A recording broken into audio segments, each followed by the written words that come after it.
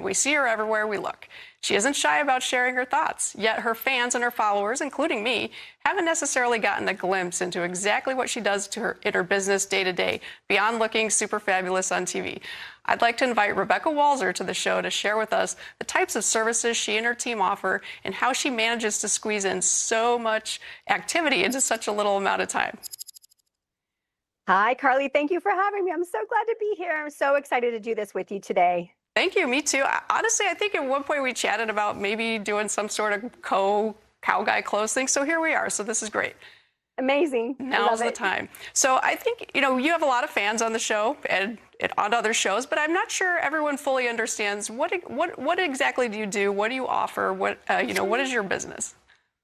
So, and I apologize for the shakiness. I actually am in an airport lounge. But I just couldn't pass up this opportunity to be with you and talk about women, finance. I love it. So, obviously I'm a tax lawyer. I'm one of only three or several tax lawyers that run a national wealth management practice. So we are a registered investment advisor with the SEC and wealth management, but really comprehensive. And I know everybody says that we're fiduciary, we're comprehensive, but we really do look at investments as only one part or one piece of the pie. And we do really a lot of structured income planning, making sure retirees are going to have confidence in retirement, looking at everything through a tax lens. We don't say a disclaimer like go talk to your tax advisor, because we are a tax advisor. So we're definitely doing comprehensive tax planning. Tax mitigation is what I'd really say, really maximizing wealth and reducing taxes over your lifetime, which leads into estate planning, making sure your legal documents reflect your actual financial structure, and also making sure that people are taking healthcare and healthcare inflation. And there's a lot of studies out there, but it's at least probably $250,000 that the average American will spend in healthcare costs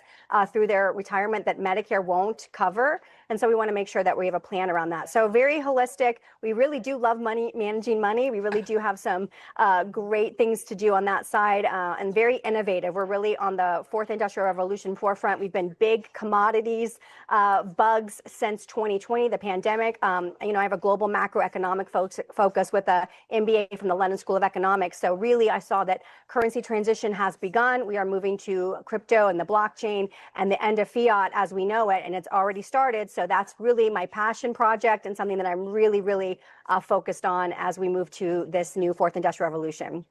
Wow, that's amazing. Well, I think it's very obvious that you're passionate and you work very hard. So kudos to you.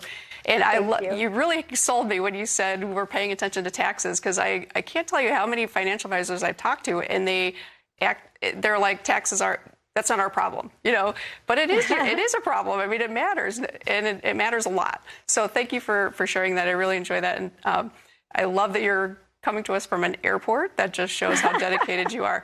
So the other thing we were going to talk about is the lack of women in this industry. I've found being a woman has actually worked in my favor, I think. There's a lot of stigma against that this is a man's business and women should stay away, but I've actually found it to be the opposite. I'm just curious what your experience has been.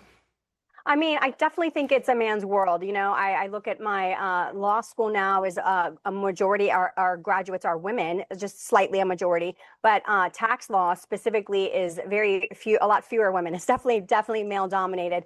And I think that you're right. I think that you and I and people like us that rise to certain levels of the career and can have a public persona, we can really be held out as, look, there are women that are in this profession that are very competent and very great at their skill set and and I don't want to be sexist, but I think we do bring, a certain degree of intuition and empathy and understanding that we can convey to clients probably a little bit better than a typical male. That's very sexist comment. I apologize in advance. But, there is something for women's intuition and women's empathy abilities that really do make us great in the financial space if we can get to a level where people will actually trust us enough to give us their confidence. Yeah, I love everything you said. I will also add, I think in a way it provides a little bit of a buffer. I know for me anyway, as a commodity broker and someone that goes on TV, I tend to make market calls. Some of them are right, some of them are wrong.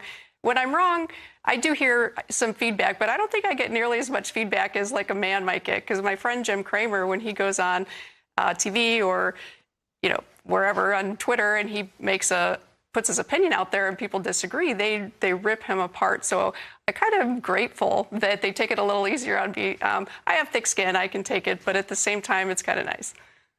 Yeah, you wouldn't be able to be where you are and accomplish what you have if you don't have a thick skin. I mean, you know what? I mean, you're right. Men get dinged for wrong market calls, but it's part of the business. No, like if we could predict the future accurately, we wouldn't be in this job. We would be basically God, and we would be super rich, and we wouldn't need to work. So, people are. This is a fallible industry. People are human, and to expect a woman, I think we get held actually to a higher standard. If in my opinion, like because people are skeptical. Like, what does she possibly know? And then when you open your mouth, you start talking, you're like, oh, okay. I read your charts. I read your posts. I love your work. I love your research. Phenomenal job. You deserve all the accolades that you get. And just, you got to brush it off. Whatever. Move on. Thank you. I appreciate that. No, you're absolutely right. If I would not be here, I would be on a deserted island drinking Mai Tais. I mean, that's the way it goes, right? So right. You're right. It's we're all going to be wrong sometimes, and that's part of it. I can handle it. I feel like sometimes the culture of X and, it's very easy to be a keyboard warrior and to criticize other people. But I think I know you have a ton of fans online, and I'm very honored to have spoken to you today. This has really been a lot of fun, and I hope you feel the same way. Let's get more women in finance, Carley. What can we do? Let's put together a project. Let's make it happen. I want to do it. We need it. Women have such a great role in this field, and we just need to encourage them to take the leap. And I think you have to be very mathematical, as you know. It's a very mathematic intensive job, and I love math. So bring it on. At the women that love math, let's go. Yeah, no, I think you've got the right idea, and I'll just say I think we both are bringing women to the industry, right? By having the gumption to come out and say our piece and let people know that there's room for them here. Absolutely. Thank you. Absolutely. Thank you. You're doing a great job. Thank you. Keep it up.